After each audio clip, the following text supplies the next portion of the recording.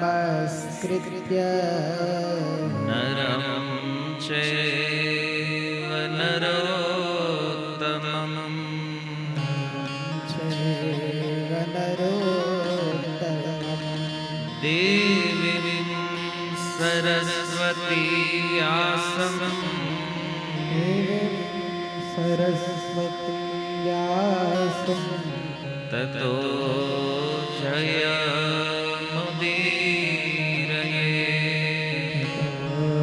જયમુદીરયે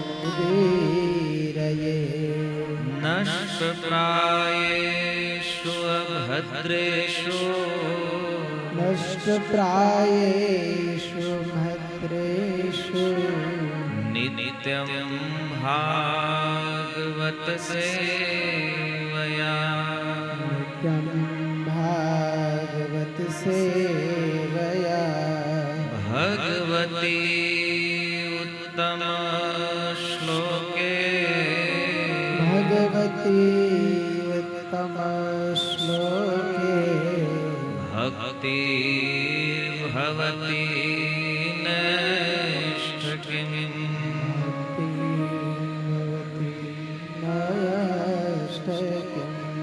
કૃષ્ણાય વાસુદેવાય કૃષ્ણાય વાસુદેવાય દેવકી નંદનાય ચ નંદનાય ચ નંદ ગોપકુમારાય નંદ ગોપકુમારાય ગોવિંદાય નમો નમઃ ગોવિંદાય નમો નમઃ હરે કૃષ્ણ હરે કૃષ્ણ હરે કૃષ્ણ હરે કૃષ્ણ કૃષ્ણ કૃષ્ણ હરે હરે કૃષ્ણ કૃષ્ણ હરે હરે હરે રામ હરે રામ હરે રામ હરે રામ રામ રામ હરે હરે રામ રામ હરે ઓમ નમો ભગવતે વાસુદેવાય ઓમ નમો ભગવતે વાસુદેવાય ઓમ નમો ભગવતે વાસુદેવાય ઓમ નમો ભગવતે વાસુદેવાય ઓમ નમો ભગવતે વાસુદેવાય ઓમ નમો ભગવતે વાસુદેવાય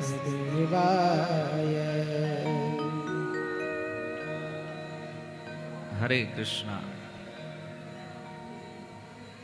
સ્વાગતમ ઉપસ્થિત સર્વ શ્રોતાગણ વૈષ્ણવજન એવં મહાનુભાવોનું. થોડું સાંભળવામાં ડિસ્ટર્બન્સ રહેશે તમારે બધું, અવાજ એટલો છે એટલે થોડું ધ્યાન અહીંયા કેન્દ્રિત રાખજો. અને આ બાજુ છોકરાઓ છે એટલે તમારો આજે સાંભળવાનો એક્સપિરિયન્સ બહુ ખતરનાક રહેવાનો છે. કેટલું મન તમારું અહીંયા રહે છે એ વધારે મહત્વનું છે. તો વિશેષ આ કાર્યક્રમ જે ગણેશ ચતુર્થી નિમિત્ત આયોજન થયું છે, તો ભારત વર્ષની અંદર ઉત્સવ એક મહત્વપૂર્ણ વિધાન છે. સનાતન ધર્મમાં. અને એ ઉત્સવોની પાછળ પણ અનેક અનેક કારણો છે. એમાં એક મહત્વપૂર્ણ વિષય છે કે આ ઉત્સવો અલગ અલગ રહેલા લોકોને એક કરે છે, જોડે છે એક સાથે. અને ઉત્સવોના માધ્યમથી વ્યક્તિ પોતાનો આધ્યાત્મિક વિકાસ કરે છે. તો ગણેશ ચતુર્થી નિમિત્ત આ ઉત્સવ છે એટલે સ્વાભાવિક છે વિષય ગણેશજી ઉપર જ છે. પણ આ પ્રારંભ કરતા પૂર્વ મારો એક પ્રશ્ન છે તમને લોકોને કે તમે ગણેશજીને સુંદર રીતે સ્થાપિત કર્યા છે, ગણેશજીનું પૂજન અર્ચન કરો છો, પણ પ્રશ્ન એ છે ગણેશજી કોણ છે? કોને ખબર ગણેશજી કોણ છે?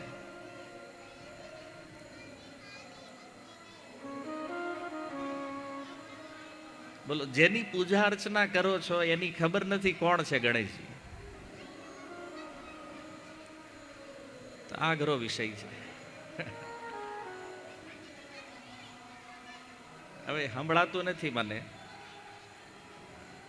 હું કહી દઉં કે મોટા ભાગે કદાચ એવો વિચાર મનમાં આવતો એક શિવજીના પુત્ર છે. એ પરિચય છે ને ગણેશજીનો.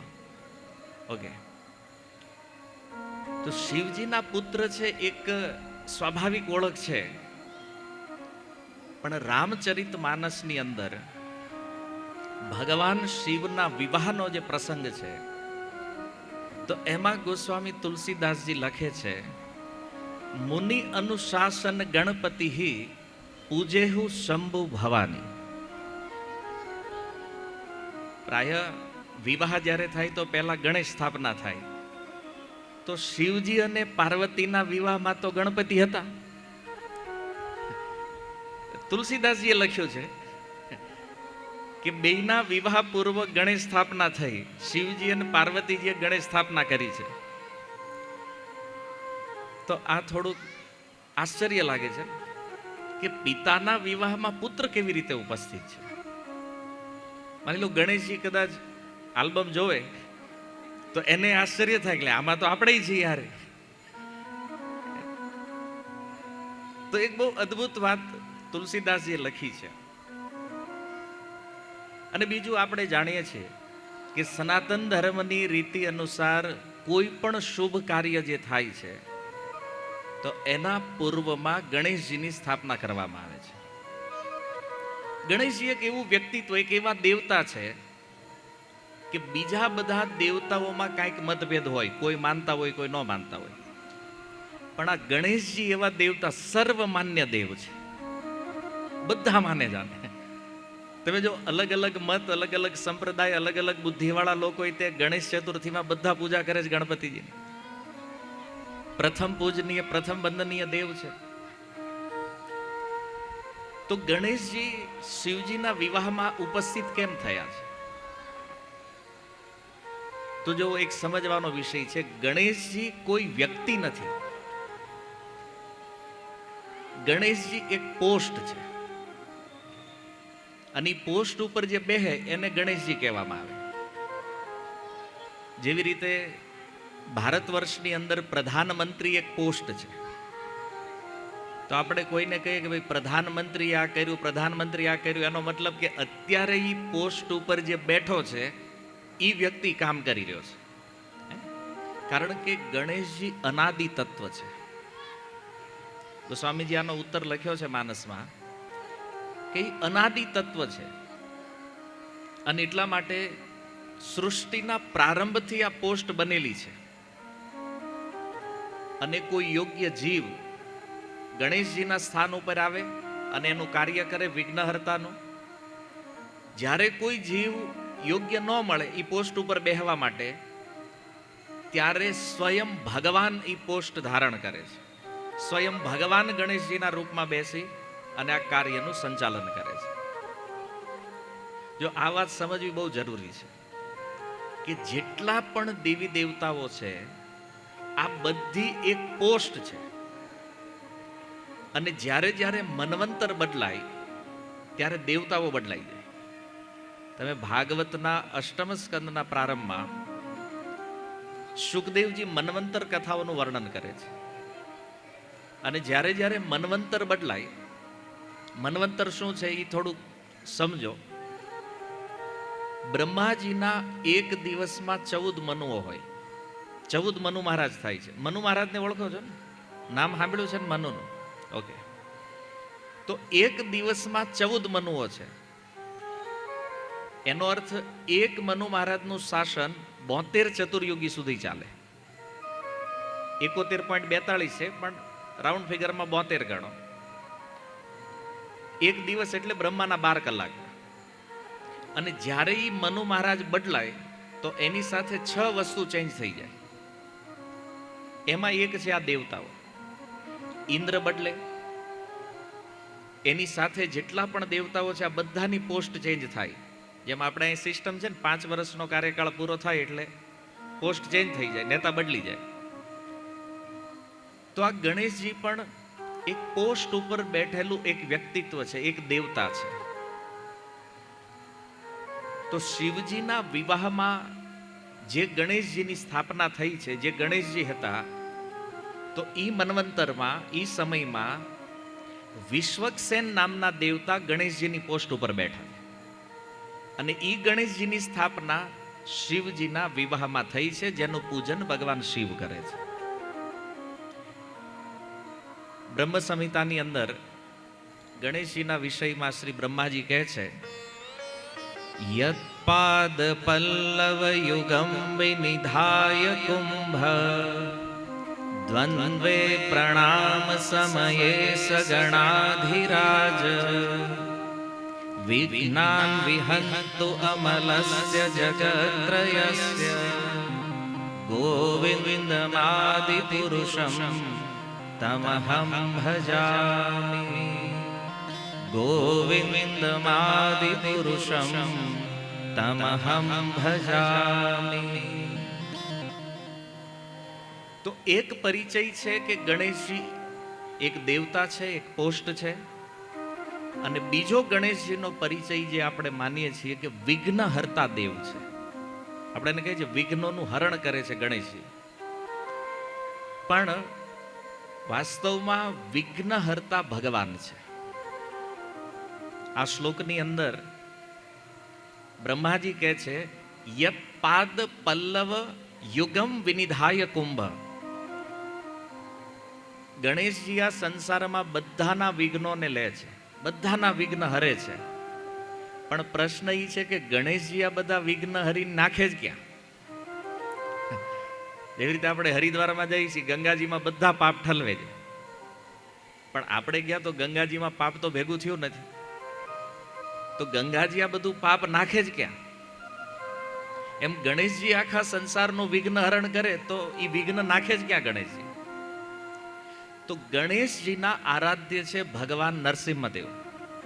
હમણાં મૂવી જોયું છે ને બધાએ, મહાઅવતાર નરસિંહમાં. એટલે નરસિંહ ભગવાનને ઓળખો છો. નહીતર શું છે કે ભગવાનના બીજા અવતારોની ખબર, રામ, કૃષ્ણ, વરાહ આ બધા જાણે છે, પણ નરસિંહ અવતાર બહુ ઓછા લોકો જાણતા. પણ આ મૂવી જોયું તો એક કામ સારું થયું, ઓળખતા થઈ ગયા કે આ એક ભગવાન છે, નરસિંહ અવતાર છે. તો મૂળ વિઘ્ન વિનાશક ભગવાન નરસિંહ છે. અને ગણેશજી શું કરે છે કે જે યત પાદ પલ્લવ યુગમ, એ ભગવાન નરસિંહના 2 ચરણ જે છે, વિનિધાય કુંભ, પોતાના મસ્તકના 2 કુંભ જે છે એની ઉપર ધારણ કરે છે. કોણ? દ્વંદ્વે પ્રણામ સમય સ ગણાધિરાજ. ગણાધિરાજ કહે છે ભગવાન ગણેશને. અને પોતે આ સંસારમાંથી જેટલા વિઘ્ન લે છે એ બધા વિઘ્ન ટ્રાન્સફર કરે છે ભગવાન નરસિંહને. આવું શા માટે છે? કારણ કે કર્મનો નાશ કરવાની ક્ષમતા કેવલ ભગવાનમાં છે, કોઈ દેવતા પાસે નથી. ભલે ગણેશજી વિઘ્નહર્તા દેવ છે, પણ વાસ્તવમાં વિઘ્નોનો નાશ ભગવાન કરે છે. એટલે ગણેશજીનું એક નામ છે વિઘ્નેશ. વિઘ્નેશનો સંધિ વિચ્છેદ જોવો તો શું થશે? વિઘ્ન ઈશ. વિઘ્નોના જે દેવતા છે તો વિઘ્ન નાશ કરે છે નરસિંહદેવ ભગવાન, અને વિઘ્નોને કંટ્રોલ કોણ કરે છે? ગણેશજી. મતલબ જો ગણેશજીની પૂજા અર્ચના ન કરી અથવા ગણેશજી યારે સીધા ન હાલ્યા તો ગણેશજી વિઘ્નને છૂટી આપશે, જાવ આના ઘરે વયા જાવ બધા. તો આ શીખવું પડશે ગણેશજી યારે વ્યવહાર કેમ કરવાનો છે, કારણ કે વિઘ્નોના દેવતા છે. વિઘ્ન હરતા તો ભગવાન છે, તો વિઘ્નને છૂટી આપી દે, વિઘ્ન આવશે ઘરે. વિઘ્નોના ઈષ્ટ છે એટલે એનું નામ વિઘ્નેશ છે. તો એવા જે ગણેશજી છે આખા જગતને વિઘ્નોથી બચાવે છે. તો એ ગણેશજીએ જે ભગવાનનો આશ્રય લીધો છે, ગોવિંદમ આદિ પુરુષમ તમ અહમ ભજામી, એવા ભગવાન ગોવિંદનું હું ભજન કરું છું, બ્રહ્માજી કહે છે. તો ગણેશજીની અંદર વિઘ્ન હરવાનું સામર્થ્ય ભગવાનની કૃપાના કારણે છે. તો ભગવાન દ્વારા અધિકાર પ્રાપ્ત વિશેષ દેવતા છે. સનાતન ધર્મમાં જુઓ તો આદિ શંકરાચાર્ય ભગવાને પંચ દેવતાઓની ઉપાસના આપી છે. ભગવાન શિવ, માતા દુર્ગા, સૂર્યદેવ, ગણેશજી અને ભગવાન વિષ્ણુ, આ પાંચને બ્રહ્મના રૂપમાં સ્વીકાર કર્યો છે. સનાતન ધર્મની અંદર બ્રહ્મ તત્વ છે. તો આ પંચતત્વમાં પણ ગણેશજીને સ્થાન મળ્યું છે. ગણેશજીની જે મહિમા સંસારમાં વિખ્યાત છે એ ભગવાનની મહિમાથી એની મહિમા છે. અને ગણેશજી અને નરસિંહદેવના સ્વરૂપમાં પણ સમાનતા છે. જો નરસિંહ સ્વરૂપમાં ભગવાનનું મુખ કેવું છે? સિંહ, શરીર મનુષ્યનું. અને ગણેશજીનું મુખ ગજ, શરીર મનુષ્યનું. તો છે ને સ્વરૂપમાં સમાનતા છે, ઘણી બધી સમાનતા છે નરસિંહ ભગવાન અને ગણેશજીમાં, પણ મુખ્યતઃ સ્વરૂપથી બે સમાન છે. બેયના મુખ પશુ છે અને શરીર નર મનુષ્યનું છે. તો આ કંઈક વિશેષતા ગણેશજીના વિષયમાં શાસ્ત્રોમાં પ્રગટ થઈ છે. પણ ગણેશજીનું જે મૂળ છે એના જન્મની કથા, ગણેશજીનું પ્રાગટ્ય કેવી રીતે થયું છે, તો એના વિષયમાં અલગ અલગ પુરાણોમાં અલગ અલગ કથાઓ છે. શિવ પુરાણમાં જોશો ત્યાં પણ ગણેશજીના જન્મની કથા છે. પદ્મ પુરાણની અંદર પણ ગણેશજીના જન્મની કથા છે. બ્રહ્મવૈવર્ત પુરાણમાં પણ ગણેશજીના જન્મની કથા છે. અને આ બધા પુરાણોમાં જોશો ને તો કથાઓ જુદી જુદી છે. આવું કેવલ ગણેશજીના વિષયમાં નથી. તમે ભગવાન કૃષ્ણના વિષયમાં જોવો તો એની પણ કથાઓ અલગ અલગ છે. પરીક્ષિત મહારાજના વિષયમાં જો તો એની કથા અલગ છે. મહાભારતની અંદર પરીક્ષિત મહારાજનો જન્મ થયો ત્યારે એ મૃત હતા. અને ભાગવતની અંદર જોવો તો જ્યારે જન્મ થયો તો પરીક્ષિત મહારાજ જીવિત છે. તો કોઈના મનમાં સંદેહ થાય ને કે ભાઈ આ બે કથા એક જ વ્યક્તિની કેમ જુદી જુદી છે? અલગ અલગ કથાઓ છે બે. ભગવાન રામની કથા જોવો તો અલગ અલગ રામાયણની અંદર અલગ અલગ કથાઓ છે. અને આના કારણે કદાચ ધર્મમાંથી વિશ્વાસ ઓછો થાય છે આપણો. અલગ અલગ વાતો સાંભળીએ ત્યારે એમ થાય કે એક જ વ્યક્તિ માટે આવું બધું જુદું જુદું કેમ છે? અને ક્યારેક ક્યારેક આપણને એવું લાગે કે આ સનાતન ધર્મ છે ને જલેબી જેવો છે, એમ આમાં કાંઈ સમજાય એવું નથી. અહીંયા આ લખ્યું છે, ઓલા પણ આ લખ્યું છે, તો આને કેવી રીતે સમજીએ આપણે? પણ જો આનો ઉત્તર ગોસ્વામીજી આપ્યો છે, કલ્પ ભેદ હરિ કથા સુહાય.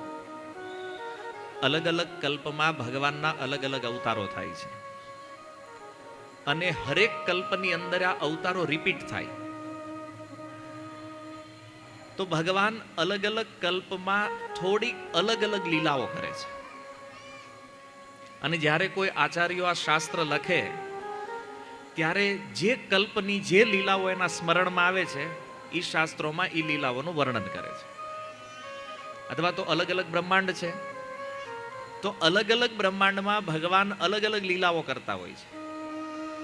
તો ક્યારેક ત્રિકાળદર્શી મહાપુરુષો જે છે એ શું કરે છે? એ લીલાઓને વર્ણિત કરે છે અલગ અલગ સ્થાનમાં. તો કલ્પભેદના કારણે લીલાઓમાં ભેદ છે. અસત્ય કાંઈ નથી. પણ ઘણીવાર એવું છે કે આપણી બુદ્ધિ એને ન પકડી શકતી હોય, આપણી પહોંચ ત્યાં સુધી નથી એને સમજવા માટે. અને આપણો સ્વભાવ છે કે જે વસ્તુ આપણી સમજમાં નથી આવતી એને આપણે અંધશ્રદ્ધા ઘોષિત કરી દઈએ કે આ ખોટું છે, આવું થોડું હોય, અહીંયા લખ્યું છે ને અહીંયા લખ્યું. બેય સત્ય છે, કલ્પ ભેદ છે. ઘણા લોકોને કલ્પનો ખ્યાલ નથી. અત્યારે કયો કલ્પ ચાલે છે ખબર છે? અત્યારે કયો કલ્પ ચાલે છે નથી ખબર. શ્વેત વારાહ કલ્પ. તમે બ્રાહ્મણને જ્યારે બોલાવો છો ઘરે કોઈ પૂજન અર્ચન કરવા માટે, તો એ આપણી આઈડેન્ટિટી અહીંથી નક્કી કરે કે જંબુ દ્વીપે ભરતખંડે આર્યાવર્તે શ્વેત વારાહ કલ્પે. સંકલ્પ જ્યારે લેવડાવે ને ત્યારે આપણી આ ઓળખ છે અને આ આપણું રિયલ એડ્રેસ છે. જંબુ દ્વીપમાં ભારત વર્ષ છે અને ભારત વર્ષમાં આર્યાવર્ત છે. આર્યાવર્ત એટલે આ ભારત જ્યાં આપણે રહીએ છીએ. આ આઈડેન્ટિટી હાલે ઉપર આપણી. ત્યાં આપણું આધાર કાર્ડ વાળું એડ્રેસ નહીં હાલે, એને 901 ઇમ્પિરિયા એ ત્યાં નહીં મેળ પડે. એટલા માટે જ્યારે પણ કોઈ કર્મકાંડ થાય તો એની આ ઓળખ છે. તો અત્યારે શ્વેત વારાહ કલ્પ ચાલી રહ્યો છે અને આ સમયની લીલાઓ જે છે, જે શાસ્ત્રો આપણી પાસે વિદ્યમાન છે, તો એમાં એક શાસ્ત્ર છે બ્રહ્મ વૈવર્ત પુરાણ. જન્મની કથા તો ઘણી બધી છે ગણેશજીના, પણ આજે આપણે સાંભળવાની છે બ્રહ્મ વૈવર્ત પુરાણથી. કેમ? કારણ કે આનો સંબંધ સીધો ભગવાનથી છે અને આનાથી આ દેવતાઓનું તત્વ પણ ક્લિયર થશે કે પંચ દેવતાઓમાં ગણેશજીનું સ્થાન કેમ છે, એ બ્રહ્મ તત્વ કેમ છે. તો એક પ્રસિદ્ધ કથા છે કે જ્યારે ભગવાન શિવ અને માતા સતીના વિવાહ થયા, સતી જ્યારે દક્ષ પ્રજાપતિની કન્યા તરીકે એનો જન્મ થયો અને એ બેયના વિવાહ થયા, તો દક્ષ અને શિવજીને થોડુંક વેર હતું. સાસરા જમાઈને બનતું નહીં થોડું. તો દક્ષ પ્રજાપતિએ શિવજીને નીચા દેખાડવા માટે એક યજ્ઞ કર્યો અને યજ્ઞમાં બધા દેવતાઓને આમંત્રિત કર્યા, શિવજીને ન બોલાવ્યા. તો ભગવાન શિવ અને માતા સતી બે કૈલાસમાં બેઠા છે, બધા વિમાનો ઉપરથી ઉડી રહ્યા છે. સતીએ કીધું આ બધા દેવતાઓ કઈ બાજુ જાય છે? બોલે યજ્ઞમાં. ક્યાં? બોલે તમારા પિતાને ત્યાં. તો એ કે આપણને કેમ નથી બોલાવ્યા? મારા પિતાને ત્યાં યજ્ઞ છે ને મને આમંત્રણ નથી. શિવજી કે આમંત્રણ આપણને નથી, એનું કારણ છે અમારે થોડોક ડખો થઈ ગયો બે. તો માતા સતીને જિજ્ઞાસા થઈ કે વળી તમારે શું ડખો થયો અને એ મારા પિતા હારે? તો કે ડખામાં બીજું કાંઈ નહોતું. દક્ષ જ્યારે પ્રજાપતિ બન્યા ત્યારે એણે બ્રહ્માંડમાં એક સભા બોલાવી અને એ સભામાં હું, બ્રહ્માજી, બધા દેવતાઓ અમે બેઠા હતા. દક્ષ પ્રજાપતિની જ્યારે એન્ટ્રી થઈ તો બધા દેવતાઓ ઊભા થયા, બધાએ પ્રણામ કર્યા, મેં અને બ્રહ્માજીએ ન કર્યા. એમાં એ નારાજ થઈ ગયા. તો દક્ષ પ્રજાપતિની નારાજગીનું કારણ એ હતું કે બધાએ પ્રણામ કર્યા, આ બેએ ન કર્યા. તો બ્રહ્માજી અરે કઈ વાંધો ન આવ્યો. કેમ? તો કે એ તો મારા બાપા છે એટલે બાપા પ્રણામ ન કરે તેનો વાંધો નહીં. પણ આ શિવજી કે આ તો જમાઈ છે તો એને પ્રણામ નથી કર્યા, એને જ કરવા જોઈએ. જમાઈ છે એ વાત સાચી, પણ જમાઈ કોણ છે એ જોવું જોઈએ ને. એ ભગવાન છે. શિવજીએ પ્રણામ ન કર્યા એટલે શિવજીએ કીધું માતા સતીને કે મેં પ્રણામ ન કર્યા એ વાત એના મનમાં ખટકે છે અને એનો બદલો લેવા માટે એણે યજ્ઞનું આયોજન કર્યું છે. બધાને આમંત્રણ આપ્યું છે, આપણને નથી આપ્યું. અને બધા દેવતાઓને સ્પેશિયલ સૂચના આપેલી કે વાયા કૈલાસ થઈને નીકળવાનું જ બધાને. પેલા કે પણ અમે તો આમ રહી છીએ ડાયરેક્ટ આવી, ડાયરેક્ટ નહીં, કૈલાસ થઈને જ આવવાનું છે. કેમ? એને દેખાડવું છે આપણે હું કોણ છું એ. અને ઓલા દેવતાઓ ગાતા ગાતા અને બધું વગાડતા વગાડતા નીકળ્યા ત્યાંથી. સતી કે જો આટલી જ વાત હોય તો તમારે પ્રણામ કરી લેવા જોઈએ ને, હું કામ ન કર્યા? એ કે હું પ્રણામ કરું, મને એમાં કઈ વાંધો નહોતો, પણ મારા સિદ્ધાંત વિરુદ્ધ હતું એટલે મેં પ્રણામ ન કર્યા. સતી કે આમ તો આખા ગામને પ્રણામ કરો, જેને ભાળો ત્યાં પ્રણામ કરો. મારા બાપા દેખાણા ત્યારે તમે પ્રણામ ન કર્યા. ભગવાન શિવ કે હું બધે પ્રણામ કરું છું એટલે કારણ કે બધાની અંદર મને ભગવાન નારાયણનું દર્શન થાય છે. પરમાત્મા રૂપે ભગવાન બધાની અંદર વિદ્યમાન છે. અને એ ભગવાનને હું કોઈ વ્યક્તિને પ્રણામ નથી કરતો, એની અંદર બેઠેલા જે ભગવાન છે એને પ્રણામ કરું છું. તો સતી કે બધા નારાયણ દેખાય, મારા બાપામાં ન દેખાડા તમને? શિવજી કે ન દેખાણા એટલે તો પ્રણામ નથી કર્યા ભાઈ. કેમ? બોલે તમારા પિતા જે છે ને એમાં અહંકાર એટલો છે કે એ અહંકારના કારણે ભગવાનનું સ્વરૂપ જે છે ને એ આવૃત થઈ ગયું છે અહંકારથી. અને એટલે મને એમાં ભગવાનનું દર્શન થયું નહીં અને મેં પ્રણામ ન કર્યા. સતી કે પણ ન દેખાણા તો એકવાર સંબંધમાં તે પ્રણામ કરી લેવા જોઈએ ને તમારે. અને નીતિ તો એ છે કે ભાઈ દીકરીને કોઈ દી પિતાનો વાંક દેખાય નહીં. હવે આટલું બધું થયું તો સતી હજી કહે છે કે તમારે એ બાજુ ઝૂકવાનું હતું એમ. શિવજી કહેવાય થઈ ગયું પણ આના કારણે આપણને આમંત્રણ નથી.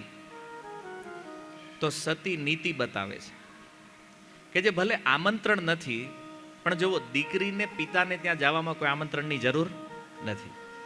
શિષ્યને ગુરુને ત્યાં જવામાં કોઈ આમંત્રણની જરૂર નથી. શિવજી કે વાત સાચી છે, સ્વજનોને ત્યાં કોઈ પ્રસંગ હોય ને તો આમંત્રણની જરૂર નથી. પણ ક્યારે? ભગવાન કે જ્યારે સંબંધ સારો હોય ને ત્યારે. સંબંધ બગડેલો હોય ને તમે જાઓ અને ઈ તમારા સ્નેહીજનો તમારી સામે કટાક્ષ દ્રષ્ટિથી જોવે અને જે અપમાન થાય, આવું અપમાન તો જગતમાં બીજું કોઈ ન કરી શકે. સતીના નીતિનો બહુ સુંદર જવાબ આપે છે ભગવાન કે વગર આમંત્રણે જવાય પણ ક્યારે? સંબંધ હારો હોય ત્યારે. સંબંધ જો બગડ્યો છે તો જવામાં દુઃખ જ દુઃખ છે. એટલે આપણે જવાય નહીં. સતી કે નહીં, મારે જવું છે. શિવજી કે હું રોકતો નથી પણ જવામાં કલ્યાણ નથી. શિવજીએ ના પાડી છતાં સતી ગયા. ત્યાં જઈને જોયું કે યજ્ઞમાં ભગવાન શિવનો ભાગ નથી અને એટલા ક્રોધિત થયા તો અંતે પોતાના શરીરથી યોગ અગ્નિ પ્રગટ કરી અને એ શરીર ત્યાં છોડી દીધું એણે. એમનો બીજો જન્મ થયો પર્વતરાજ હિમાલયને ત્યાં પાર્વતીના રૂપમાં. પર્વતની પુત્રી છે એટલે નામ પાર્વતી થયું. અને શિવજીમાં પ્રેમ તો હતો જ, કારણ કે સતીના શરીરમાં મરતા સમયે ઈચ્છા કરેલી કે જન્મ જન્મ શિવ જ પતિના રૂપમાં પ્રાપ્ત થાય. અને ગીતાનો સિદ્ધાંત છે યમ યમ વાપી સ્મરણ ભાવમ ત્યજત્યંતે કલેવરમ. જે ભાવનું સ્મરણ કરે એ ભાવને ઈ પામે છે. તો સતીનો પ્રેમ ભગવાન શિવમાં હતો. બીજા જન્મમાં શિવજી હારે વિવાહ કરવા છે પણ શિવજી વિવાહના મૂળમાં નહોતા. તો પાર્વતીજીએ નારદજીના કહેવાથી ઘોર તપ કર્યું અને એવી તપસ્યા કરી ભગવાન શિવને પતિના રૂપમાં પ્રાપ્ત કર્યા. શિવજી સાથે વિવાહ થયા. દીર્ઘકાળ સુધી શિવ અને સતી બે વિહાર કરતા રહ્યા. અને એ સમયે એક અસુર પ્રગટ થયો જેનું નામ હતું તારકાસુર. હવે એને મારવા માટે શિવજીના પુત્રની આવશ્યકતા હતી. તો બધા દેવતાઓ શિવજી પાસે આવ્યા અને શિવજીને પ્રાર્થના કરી કે પ્રભુ ગમે એ થાય એક પુત્ર તો તમારે હોવો જોઈએ, તો જ અમારી રક્ષા થાય, નહીતર અસુર અમને બહુ હેરાન કરે છે. તો દેવતાઓ જ્યારે પ્રાર્થના કરે છે એ સમયે શિવજીનું તેજ જે છે, જે પાર્વતીના ગર્ભમાં સ્થાપિત થવાનું છે, એ ભૂમિ ઉપર પડ્યું. અને આગળ જતા એની પણ એક વિસ્તૃત કથા છે કે એ તેજ આગળ જતા કાર્તિકેયના રૂપમાં એનું પ્રાગટ્ય થયું. કાર્તિકેયનો જન્મ થયો. પણ કાર્તિકેય જે છે એનો જન્મ પાર્વતીજીના ગર્ભથી નહોતો. એટલે પ્રોબ્લેમ એ થયો કે કાર્તિકેયને શિવજીમાં તો પ્રેમ હતો પણ પાર્વતીજીમાં માનો પ્રેમ ન થયો. અને એટલે માતા માનતા કે અમારી માતા છે પણ આમ એટલું ખાસ એટ્રેક્શન નહોતું પાર્વતીજી હારે. તો પાર્વતીજી નહીં થયું કે દીકરો તો છે પણ કાંઈ લાડ પ્યાર સ્નેહ કરીએ કાંઈ એવું છે નહીં આમાં કાંઈ. એટલે એણે ભગવાન શિવને પ્રાર્થના કરી કે પ્રભુ મારે એક પુત્રની કામના છે. શિવજીએ કીધું કે જો પુત્ર જોતો હોય તો હું એક વ્રત બતાવું છું, એ વ્રત કરો. શિવજીએ પુણ્ય વ્રતનું વિધાન બતાવ્યું પાર્વતીજીને કે આ પુણ્ય વ્રત કરવાના ફળ સ્વરૂપ ભગવાન પ્રસન્ન થશે અને આ વ્રતથી જેવી ઈચ્છા છે એવો પુત્ર પ્રાપ્ત થશે. જો આ પુણ્ય વ્રત છે, બ્રહ્મવૈવર્ત પુરાણમાં આની બહુ વિસ્તૃત વિધિ બતાવી છે અને એ વ્રત ભગવાન કૃષ્ણને પ્રસન્ન કરવાનું વ્રત છે, પુણ્ય વ્રત. પાર્વતીજીએ નક્કી કર્યું, આ વ્રતનો સંકલ્પ કર્યો અને એ વ્રતનો સંકલ્પ કરવાથી એના મનમાં એવો ભાવ થયો કે ભગવાનને જ પુત્રના રૂપમાં પ્રાપ્ત કરી લો. જ્યારે એણે વ્રતનો સંકલ્પ કર્યો, બધા દેવી દેવતાઓ ત્યાં ઉપસ્થિત થયા એ વ્રત પૂર્ણ કરવા માટે. અને માતા પાર્વતીએ આ વ્રતનું જ્યારે અનુષ્ઠાન કર્યું તો એ સમયે ભગવાન આકાશવાણીના માધ્યમથી પાર્વતીજીને કહે છે કે આ વ્રતના ફળ સ્વરૂપ એક પુત્ર થશે જે ગણોના ઈશ બનશે. ગણ એટલે દેવતાઓના જે સમૂહ છે એને ગણ કહે છે. અને ગણના ઈશ બનવાના કારણે એનું નામ થશે ગણેશ. એના સ્મરણથી વિઘ્નોનો નાશ થશે, એટલા માટે એનું એક નામ થશે વિઘ્ન નિઘ્ન. ખૂબ ભોગ ગ્રહણ કરવાના કારણે એનું ઉદર જે છે એ લાંબુ થશે, એટલે એનું એક નામ થશે લંબોદર. શનિની દ્રષ્ટિથી એનું માથું કપાઈ જાય અને એટલા માટે એનું નામ થશે ગજાનન. પરશુરામજીના પ્રહારથી એનો એક દાંત તૂટશે એટલે એનું નામ થશે એકદંત. અને આ સમગ્ર વિશ્વની અંદર કોઈ પણ કર્મકાંડ, કોઈ પણ શુભ કાર્યના પૂર્વમાં એની સૌથી પહેલી પૂજા થશે. અને જો કોઈ ગણેશજીની પૂજા નહીં કરે તો એના દ્વારા થયેલું જે કર્મ છે એ અસફળ થશે, વિફળ થઈ જાય. તો આ રીતે ભગવાને જ્યારે આવવાવાળા સંતાનની ભવિષ્યવાણી કરી તો બધા પરમ પ્રસન્ન થયા. માતા પાર્વતી વ્રતનું અનુષ્ઠાન કરે છે, જેમાં મુખ્યતઃ ભગવાન કૃષ્ણની પૂજા છે. ષોડશ ઉપચાર દ્વારા ભગવાન કૃષ્ણની પૂજા કરી તો એ સમયે બધા લોકો પરમ આનંદિત હતા, કારણ કે ભગવાનનું અર્ચન થઈ રહ્યું છે. તો એ સમયે એ વ્રતના જે પુરોહિત હતા એ સનકાદિકો બન્યા છે. બ્રહ્માજીના જે 4 માનસ પુત્ર છે એ સનકાદિકો પુરોહિત બન્યા. અને જો કોઈ પણ અનુષ્ઠાન જ્યારે પૂરું થાય તો એના પૂર્ણ થયા પછી દક્ષિણા આપવાનું વિધાન છે. જ્યાં સુધી કોઈ દક્ષિણા ન આપે ત્યાં સુધી યજ્ઞ પૂર્ણ ગણાતો નથી. દક્ષિણા નહીં આપો ત્યાં સુધી અનુષ્ઠાન પૂર્ણ ગણાતું નથી. તો જેવું વ્રત પૂરું થયું, વ્રતનું અનુષ્ઠાન પૂર્ણ થયું, સનકાદિકોએ કીધું માતા દક્ષિણા.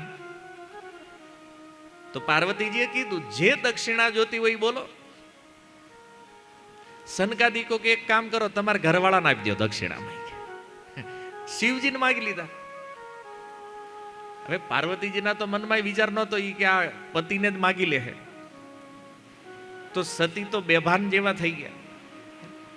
એ કે તમે શિવજીને માગી લીધા, બોલે તમે માગવાનું કીધું અને અમારા મનમાં જે ભાવ હતો, જે ઈચ્છા હતી અમે માગી લીધું. હવે તમે વિચાર કરો, સાક્ષાત પતિ જ ઉપાડી જાય તો. માતા સતી કહેવા માંડ્યા કે આ પતિ નહીં રહે તો આ વ્રતનો શું લાભ છે? જો પતિ જ નહીં હોય તો પુત્ર મળે એનો શું લાભ છે? આ વ્રત તો અમે એટલે કર્યું છે કે પુત્ર મળે. વ્રતનું ફળ એ છે મને યોગ્ય પુત્ર પ્રાપ્ત થાય. પણ જ્યારે પતિ જ નથી તો પછી આ વ્રતનો શું મતલબ છે? વ્રતના ફળનો મતલબ નથી. તો આ દક્ષિણા હું નહીં આપું. અને જો દક્ષિણા આપવાની કોઈ ના પાડે એનો અર્થ એ છે કે પછી આખું કર્મકાંડ જે છે એ બધું વિફળ. તો શિવજી આવ્યા અને પાર્વતીજીને સમજાવ્યા કે જો દક્ષિણા નહીં આપો તો વ્રત આખું ફેલ થઈ જાય. અને આ તો અધર્મ છે. સતી કે અધર્મ છે એ વાત બરાબર છે, પણ તમે વયા જાઓ. અને તમે નહીં હોય તો ભાઈ આ વ્રતના ફળ નહીં, મારે શું કરવું છે? શિવજી કે એ વાત ખોટી છે. ધર્મ તો ધર્મ છે, એણે માગ્યું છે અને તમે આપવા માટે પ્રતિબદ્ધ છો તો આપવું તો પડશે. સંકલ્પ લીધો છે, દેવું તો પડશે જ. શિવજીએ કીધું આપી દે, કારણ દક્ષિણા સમસ્ત કર્મોની સારભૂતા છે, નહીતર કર્મ નિષ્ફળ થશે. અને આ બધો વાદ વિવાદ હાલતો તો એવામાં ભગવાન વિષ્ણુ પ્રગટ થયા ને. ભગવાન વિષ્ણુ જેવા પ્રગટ થયા, ભગવાને કીધું શું તકલીફ છે? બોલે તકલીફ એ છે કે વ્રત પૂરું થયું છે, દક્ષિણામાં શિવજીને માગી લીધા છે પતિને જ. આવું દેવા કે ન દેવા એની ઉપર વિચાર ચાલી રહ્યો છે. ભગવાન કે આપી દો. પણ પાર્વતીજી કે પ્રભુ એમ કેમ આપી દઉં? પતિ નહીં રહે તો પછી તો કોઈ મતલબ નથી. ભગવાને કીધું કે અત્યારે દક્ષિણામાં પતિને આપી દો અને પછી પાછા વેચાતા લઈ લેજો, ખરીદી લેજો એની પાસે પાછા. હોય ને અત્યારે બ્રાહ્મણને કોઈ ધોતી આપે તો એને ન પહેરવે શું કરે? વેચી દે ને, તો કોઈક તો ખરીદે છે. એમ ભગવાનને એક રસ્તો આપ્યો એને કે અત્યારે પતિને આપી દો ને પછી પાછા લઈ લેજો. પાર્વતીજી એ કેવી રીતે થાય? તો ભગવાને કીધું જુઓ, ગાય જે છે એ મારું સ્વરૂપ છે, ગાયનું પ્રાગટ્ય ભગવાનથી થયું છે, અને શિવજી મારું સ્વરૂપ છે. શિવજી પણ ભગવાન વિષ્ણુનું જ બીજું રૂપ છે. તો આ બ્રાહ્મણો જે છે સનકાદિકો, એને ગાય ઓફર કરજો અને જેટલી માગે એટલી ગાય આપીને પાછા શિવજીને લઈ લેજો, ખરીદી લેજો પાછા. તો માતા સતીએ પૂછ્યું, એ કે હું ખરીદી લેવાનો વાંધો નહીં, પણ પતિને દાનમાં દેવાય ખરા? ઈ પેલા કયો. આવું કઈ શાસ્ત્ર વિધાન છે? હારું જ આવી બધી વાતો ઘણી સિક્રેટ છે, નકર ઘણા આપી દે દાનમાં, કે લઈ જવા, કે કાંઈ કામના નથી કહેવાય. પણ ભગવાન કહે છે, કારણ કે શાસ્ત્રનું મૂળ તો ભગવાન છે. ભગવાને કીધું શાસ્ત્રમાં વિધિ છે કે યજ્ઞના મૂળમાં જો પત્ની છે તો એ પતિનું દાન કરી શકે, અને યજ્ઞના મૂળમાં જો પતિ છે તો એ પત્નીને દાન કરી શકે. મતલબ શાસ્ત્રથી વિરુદ્ધ નથી આ. સતીની ઈચ્છા તો નહોતી, પણ હવે ભગવાન કહે છે તો દાન કર્યું પતિનું. સનકાદિકોએ કીધું આને તમે બધે અમારે હારે લઈ જાઓ, જ્યાં જાઓ ને ત્યાં હારે, અને બધાને દેખાડજો જો આ દક્ષિણા લાવ્યા છે અમે.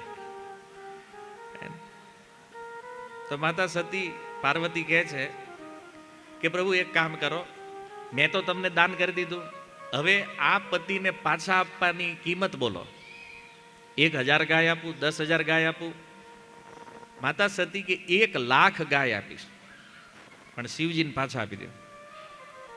હવે સનકાદિકો હઠે જડ્યા, એ માનતા નથી, કારણ કે એ તો આમે 5-5 વર્ષના બાળકો છે બધાના પૂર્વજ, પણ એની ઉંમર ક્યારેય વધતી નથી, હંમેશા 5 વર્ષના બાળક રહે.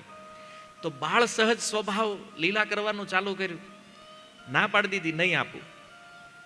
એ કે હવે આ અમારા થઈ ગયા, દક્ષિણા થોડી પાછી મળે. અને સતી મૂંઝાણા. એ કે આ તો ભગવાને કીધું તોય મેળ ન પડ્યો, એની નીતિ અહીંયા ખોટી સાબિત થાય એવું લાગે છે. તો સનકાદિકો માનતા નહોતા કે પાછા તો દેવા નથી. 1,00,000 ગાય, સુવર્ણ મુદ્રા, આ તે બધી લાલચ આપી. સનકાદિકો કે આ બધું અમારે શું કરવું છે? અમે તો આમાંય સાધુ છીએ, તો અમારે શું જરૂર છે? કોઈ વસ્તુ નથી જોતી, અમે શિવજીને લઈને જ જશું. અને એ સમયે માતા પાર્વતીએ ભગવાન કૃષ્ણને પ્રાર્થના કરી. જેનું વ્રત કર્યું છે એ ભગવાનને પ્રાર્થના કરીને કીધું, પ્રભુ આમાંથી મને બહાર કાઢો, આ બહુ મોટું સંકટ આવ્યું છે. તો સાક્ષાત ગોલોકથી ભગવાન કૃષ્ણ પ્રગટ થયા ને. ભગવાન પ્રગટ થયા, બધા દેવતાઓએ ભગવાનની સ્તુતિ કરી. અને માતા પાર્વતીએ જેવું ભગવાનનું રૂપ જોયું તો એના મનમાં ઈચ્છા થઈ ગઈ કે આવો પુત્ર જો મને પ્રાપ્ત થઈ જાય તો મારું સૌભાગ્ય ખુલી જાય. ભગવાનને જોઈ અને પુત્રના રૂપમાં પ્રાપ્ત કરવાની ઈચ્છા થઈ ગઈ. અને ભગવાને તેને તથાસ્તુ કહી દીધું. તથાસ્તુ કીધા પછી ભગવાનના મનમાં વિચાર આવ્યો કે હું તો એક જ છું. ભગવાનને કહી દીધું મારી જેવો પુત્ર થાય, પણ ભગવાન કે મારી સમાન તો કોઈ છે નહીં. આ સંસારમાં. એકમ એવ અદ્વિતીય, ભગવાન એકમેવ છે. એની સમાનતા કરીએ કે એવું કોઈ તત્વ નથી આ વિશ્વમાં. તો ભગવાનને વિચાર થયો કે મારી સમાન કોઈ નથી, તો મારે જ આના પુત્ર બનીને આવવું પડશે, કારણ કે વરદાન તો મેં આપી દીધું છે. અને ભગવાન ત્યાંથી અંતર ધ્યાન થયા. બધા દેવતાઓએ મળીને સનકાદિકોને સમજાવ્યા કે ભાઈ આ વ્રત માટે અમે અહીં ભેગા થયા છીએ, અને તમે આ પ્રોબ્લેમ સુલટાવો તો અમે ઘર ભેગા થઈએ. આ બધી માથાકૂટ હાથ ચાલી છે, અને શિવજીને પાછા આપો. તો સનકાદિકોએ દેવતાઓની વાત માન્ય રાખી, શિવજીને પાછા આપ્યા. અને માતા પાર્વતીએ જ્યારે વ્રત પૂરું થાય તો બધાને ભોજન કરાવવાનું હોય છે. તો બ્રાહ્મણોને, દેવતાઓને, અને માતા પાર્વતી તો સાક્ષાત અન્નપૂર્ણા છે, એકથી એક દિવ્ય વ્યંજન પ્રગટ કરી અને આ બધાને ખૂબ સંતુષ્ટિ થાય એ રીતે ભોજન કરાવ્યું એમણે. અને ત્યારબાદ માતા પાર્વતી અને શિવજી એણે ભોજન કર્યું. સૌથી અંતિમ ભોજન કરી અને બધા દેવી દેવતાઓ, બધા બ્રાહ્મણો, ઋત્વિજો, પુરોહિત, આ બધાની જ્યારે વિદાય થઈ ત્યારે શિવજી અને પાર્વતીજી વિહાર કરી રહ્યા છે.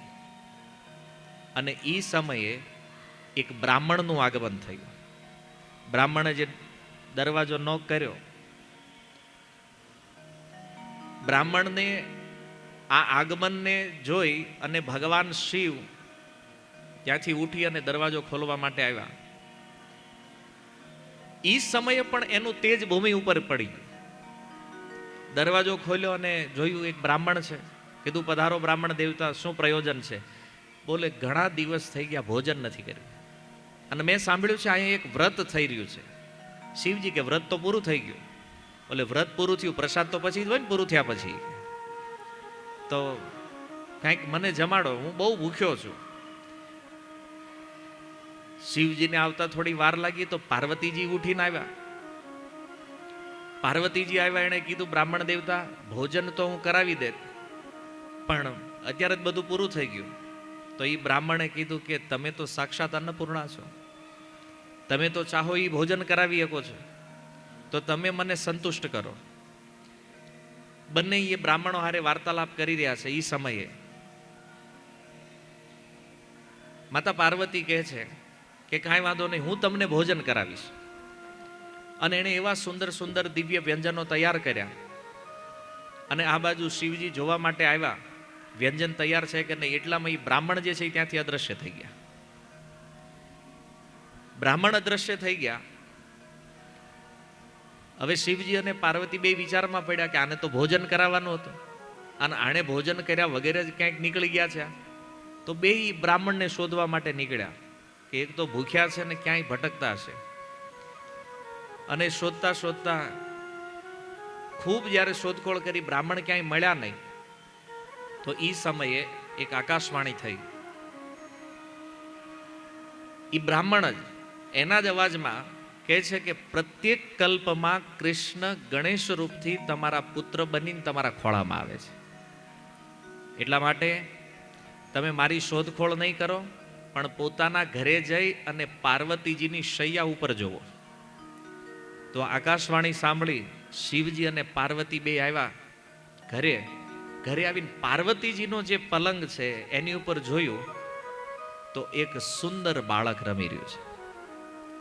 પાર્વતીજી સમજી ગયા કે જે પુત્ર પ્રાપ્તિ માટે આ વ્રત કર્યું છે એ વ્રતના ફળ સ્વરૂપ આ પુત્રની મને પ્રાપ્તિ થઈ ગઈ છે. એવો અદ્ભુત દિવ્ય પુત્ર છે.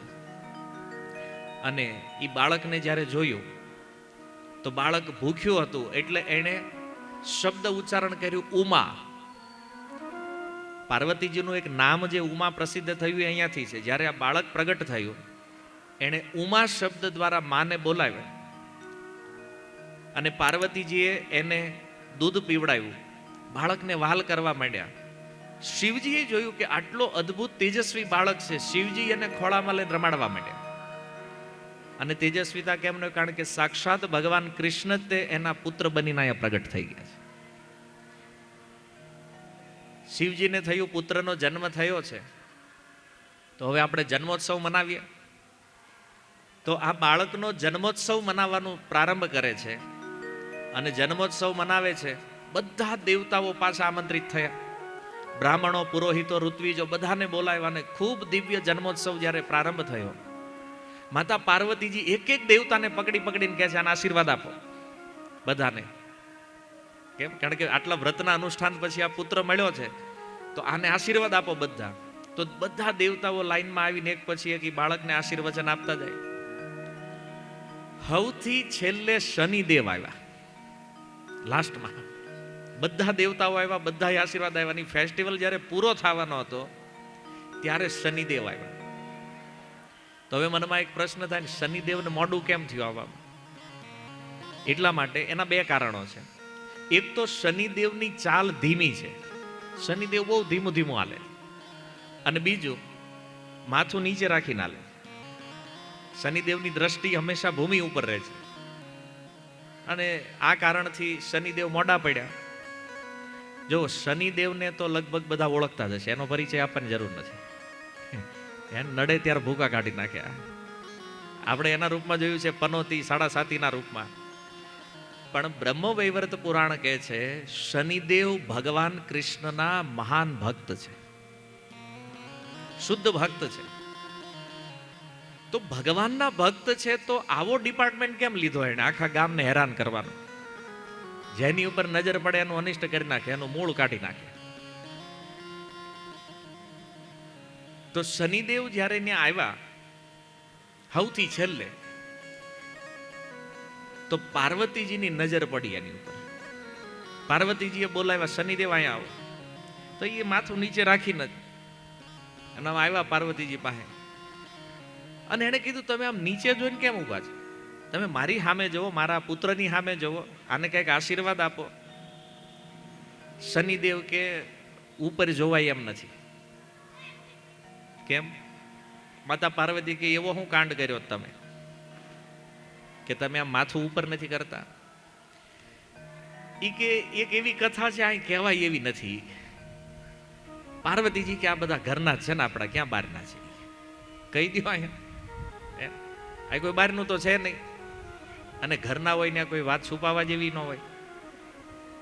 તો એ કે સાંભળો, મને શ્રાપ મળ્યો છે. પાર્વતીજી, તમને શ્રાપ કોણે આપ્યો? એ કે મારી ઘરવાળી. કેમ?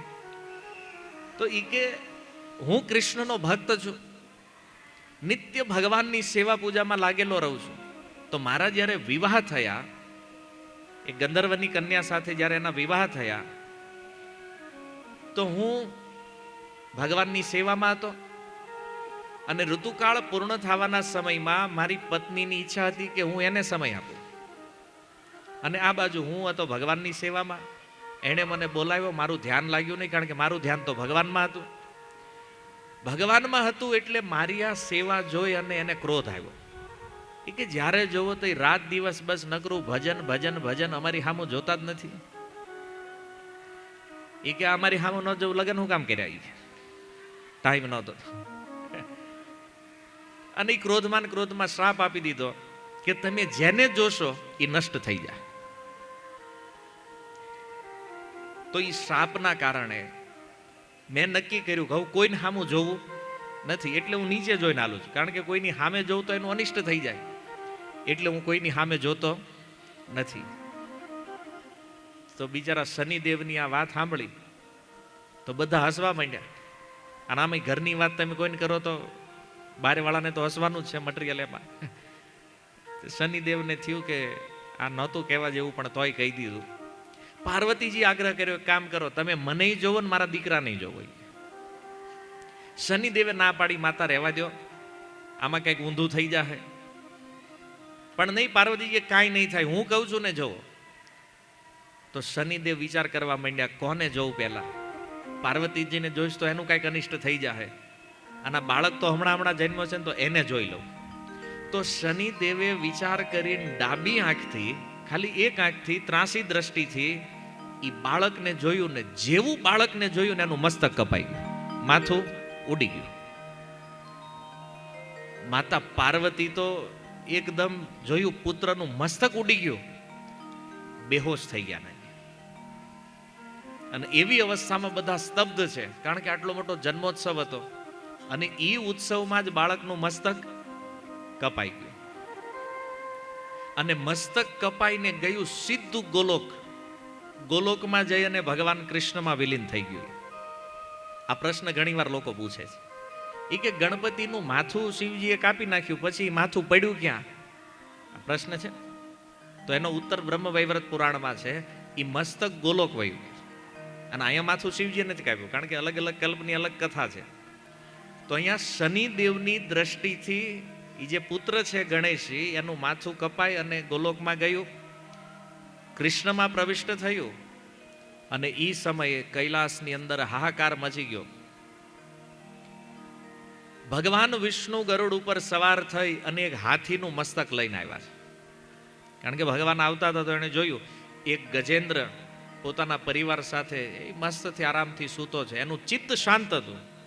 ભગવાનને થયું કે આ ઉત્તમ અવસ્થામાં છે, તો એનું મસ્તક કાપી લીધું. એની તો બહુ લાંબી કથા છે. પછી ભગવાને મસ્તક કાપ્યું તો એ હાથણી હોય રોવાનું ચાલુ કર્યું, અમારા ઘરવાળાનું ઉડાડી દીધું માથું તમે.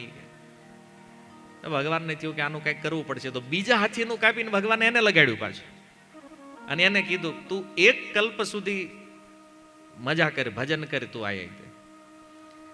તો એ મસ્તકને લઈને આવ્યા. ભગવાને ખૂબ સ્વચ્છ કરી અને એ મસ્તકને એ શરીર સાથે જોડી દીધું, મંત્ર ઉચ્ચારણ કર્યું, એ બાળકને જીવિત કર્યો અને જીવિત કરી પાર્વતીજીને પણ સાંત્વના આપી, એને બેહોશમાંથી બહાર લાવ્યા અને પાર્વતીજીને કીધું જોવો આ તમારો પુત્ર જીવિત થઈ ગયો છે.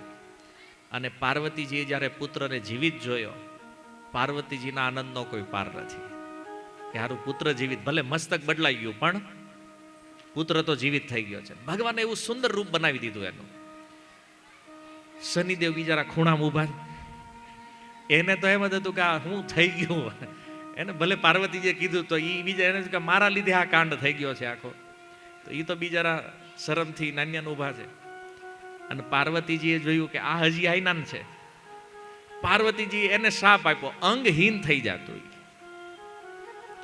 અને શનિદેવી શાપ સ્વીકાર કરી લીધો. ભગવાન વિષ્ણુ એ સમયે આ બાળક જે છે ગણેશ એની પૂજા કરે છે અને બધા દેવતાઓના ઉપસ્થિતિમાં ભગવાને એ વચન આપ્યું કે આ સંસારની અંદર જેટલા પણ દેવતાઓ, જો કોઈ શુભ કર્મ આ સંસારમાં પ્રારંભ થશે એના પૂર્વમાં ગણેશજીની અગ્ર પૂજા થશે, પહેલી પૂજા એની થશે. આ વરદાન ભગવાને આપ્યું અને ગણેશજીના 8 નામ આપ્યા ભગવાને. પહેલું નામ આપ્યું વિઘ્નેશ, જે વિઘ્નોનું હરણ કરે છે. બીજું ગણેશ, ગણોના ઈશ. હેરંબ, ગજાનન, લંબોદર, એકદંત, શુપકર્ણ અને વિનાયક. આ 8 નામ ભગવાન વિષ્ણુએ આપ્યા એ બાળકને. આ બાળક 8 નામથી પ્રસિદ્ધ થશે. બધા દેવતાઓએ ગણેશજીનું પૂજન અર્ચન કર્યું, પૂજન વિધિ સંપન્ન કરી અને ત્યારબાદ બધા પોતપોતાના લોકમાં ગયા. પણ અહીંયા પ્રશ્ન એ છે કે એ બાળક સ્વયં કૃષ્ણ છે અને ભગવાન કૃષ્ણ હોવા છતાં શનિદેવે એનું મસ્તક કાપી નાખ્યું. આ વાત થોડી અટપટી લાગે છે કે નહીં? કે ભગવાન છે તો શનિદેવ એનું મસ્તક કેમ કાપી નાખે છે? અને આમે શિવ પુરાણમાં જે કથા છે એ ઉપર એ લોકોનો પ્રશ્ન છે કે શિવજીએ પોતાના જ પુત્રનું મસ્તક કેમ કાપી નાખ્યું? ખબર છે કોઈને? ગણેશજીનું માથું કપાવવા પાછળનું કારણ શું છે? બોલો, આટલા વખતથી ગણપતિ બાપા મોરિયા કરો છો, ખબર નથી? આઘરું છે. આટલા ગણેશ ઉત્સવ કાઢી નાખ્યા. બોલો, ક્યારેય પૂછ્યું નથી તમે કોઈને કે આ કાપ્યું હું કામ? માથું કપાણું ખબર છે ને બધાને, પણ હું કામ કાપ્યું શિવજીએ? કે શનિદેવે હું કામ એ મસ્તક કાપ્યું છે? તો એ વિચારણીય. હું કયો ગોટી કાંઈક હે થોડુંક જોરથી બોલો, આ દેકારામાં સમજાય નહીં. પણ તો કપાય નહીં ને. કૃષ્ણનો અવતાર છે ને બાળક ગણેશજી, તો પછી કૃષ્ણનું માથું કોણ કાપે? ના ના, એ તો એના અંશથી આવ્યા છે ને. તો મસ્તક કપાવાનું કારણ એ છે કે માલી અને સુમાલી નામના શિવજીના બે ગણ હતા, અને આ બે ગણને સૂર્યદેવે માર્યા. બેયને માર્યા એટલે મારી મારીને ખોખરા કરી નાખ્યા. બે આવ્યા શિવજીની શરણમાં. શિવજીને કીધું સૂર્યદેવે અમને માર્યા છે. ભગવાન શિવને ક્રોધ આવ્યો સૂર્ય ઉપર.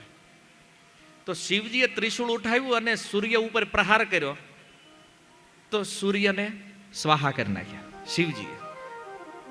અને સૂર્ય જ્યારે પડ્યા તો સૂર્યના પિતા કોણ છે?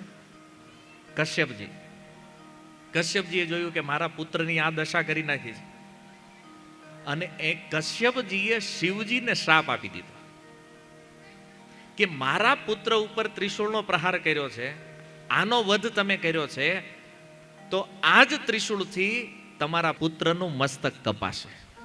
કશ્યપજીનો શ્રાપ હતો, અને એટલા માટે ભગવાન શિવે પોતાના જ પુત્રનું મસ્તક કાપ્યું. અહીંયા શનિદેવથી કપાણું, પણ મસ્તક કપાવાનો શ્રાપ જે છે એ કોણે આપ્યો છે?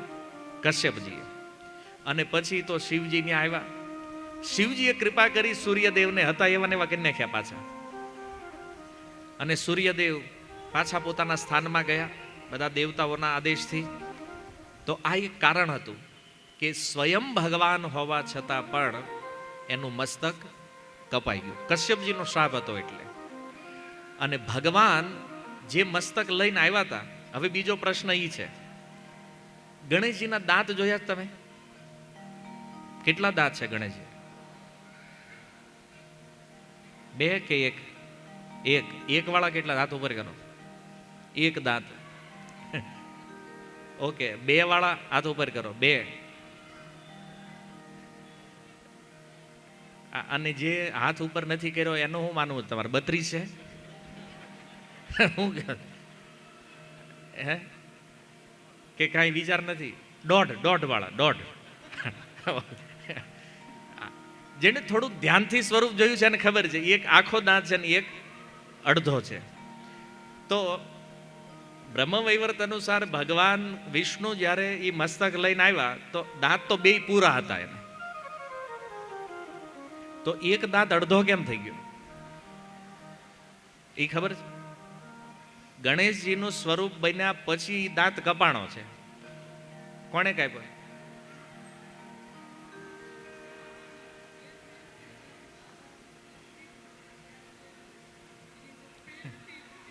હા, બે કથા છે. પરશુરામજીનો પણ આ સંબંધ છે આમાં. અને મહાભારત જ્યારે લખવાનું હતું તો એ સમયે કલમ તૂટી ગઈ ગણેશજીની, તો પોતાનો દાંત તોડ્યો. કયો દાંત તોડ્યો? જમણો કે ડાબો? ડાબો. હા, તમારી બાજુથી જમણો થાય, ગણેશજીનો ડાબો થાય. બરાબર? એટલે આમ રોજ આપણે જોઈએ છીએ તો થોડુંક ધ્યાન હોવું જોઈએ ને સ્વરૂપમાં, કઈ બાજુનું છે. તો ડાબી સાઈડનો દાંત આપણે ઉભા રહે તો આપણો જમણો હાથ જે બાજુ આવે એ બાજુ, ગણેશજીનો ડાબો થયો ને, એનો ડાબો દાંત જે છે એ અડધો તૂટેલો છે. તો ભગવાને મસ્તક જોડ્યું ત્યારે બે પૂર્ણ હતા. તો પરશુરામજીએ પ્રતિજ્ઞા કરી હતી, તમે બધા જાણો છો, 21 વખત આ પૃથ્વીને ક્ષત્રિયથી વિહીન કરી નાખી. અને એ પ્રતિજ્ઞાને પૂર્ણ કરવા માટે એને બે વસ્તુની જરૂર હતી, કૃષ્ણ મંત્ર અને કૃષ્ણ કવચ. તો આ બે લેવા માટે ગયા કૈલાસ. પાશુપતાસ્ત્ર ગ્રહણ કરવાનું હતું, એના માટે એ કૈલાસ ગયા. કૈલાસ ગયા અને ભગવાન શિવે કૃપા કરી આ બધું આપ્યું એને. કૃષ્ણ મંત્ર આપ્યો, કૃષ્ણ કવચ આપ્યું, પાશુપતાસ્ત્ર આપ્યું. અને એ લઈને પરશુરામ જ્યારે આવ્યા તો પહેલી વાર જ્યારે પૃથ્વીને ક્ષત્રિયથી વિહીન કરી નાખી ત્યારે એને થયું કે શિવજી ગુરુ છે તો એને મળતો આવું. તો ક્ષત્રિય રહિત પૃથ્વીને કરીને પુનઃ ફરીથી કૈલાસ આવ્યા. ફરીથી કૈલાસ આવ્યા તો તમને ખબર છે કૈલાસમાં શિવજીનું જે સ્થાન છે એના 16 દ્વાર છે. અત્યાર સુધી એમ જ છે ને, શિવજી એમનામ રહે છે, કાંઈ ઘરવર નથી. એને છે બહુ અદ્ભુત નિવાસ સ્થાન છે ભગવાન શિવનું. 16 દ્વાર છે ને એની ઉપર જે દ્વારપાળ હતો એનું તો સાહસ નહોતું પરશુરામજીને રોકે. પણ એ સમયે શિવજી અને માતા પાર્વતી વિશ્રામ કરી રહ્યા છે. અને એના એ 16મા દ્વાર પછીનો જે મુખ્ય દ્વાર છે એના પહેરેદાર ગણેશજી હતા. તો ગણેશજી દંડ લઈને ઊભા હતા. ગણેશજીએ કીધું કે અત્યારે તમે દર્શન નહીં કરી શકો. કેમ? કારણ કે માતા પિતા બે શયનમાં છે, થોડી વાર વેઇટ કરો, હમણાં જાગે પછી બોલાવું તમને. પરશુરામ તો પરશુરામ છે એ કે નહીં, મારે ઉતાવળ છે. પણ તમારે ઉતાવળ હોય કે ભગવાન થોડા દ્વાર ખોલી નાખે, આઘરું છે. હમણાં અમારે જન્માષ્ટમી એવું થયું, જન્માષ્ટમી એ મંદિર બંધ થઈ ગયું રાતે. પછી એક જણો આવ્યો,